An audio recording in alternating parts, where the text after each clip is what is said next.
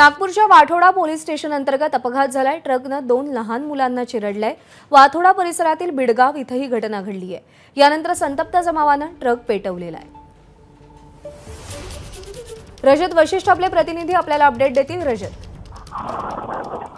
ही सकाळची सुमारासची ही घटना आहे आणि हा जो वाठोडा संपूर्ण परिसर आहे त्या परिसरामध्ये मोठ्या प्रमाणावर वाळूचे आणि कचऱ्याचे ट्रक चालतात, कारण त्या परिसरात डम्पिंग यार्ड सुद्धा आहे।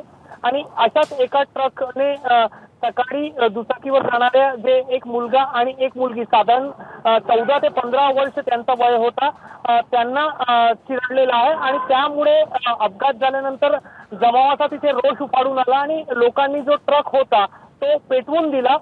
फायर ब्रिगेडच्या गाड्या त्या ठिकाणी पोहोचल्या आहेत आणि सध्या जो ट्रक पेटवून देण्यात आलेला होता तो आग विझवण्यामध्ये यश आलेलं आहे। मात्र मोठ्या प्रमाणावर तणाव आहे आणि लोक रास्ता रोको करून त्या ठिकाणी होणारी जी ट्रकची जी वाहतूक आहे ती बंद करण्याची मागणी करत आहेत। रजत, धन्यवाद दिलेल्या माहितीसाठी।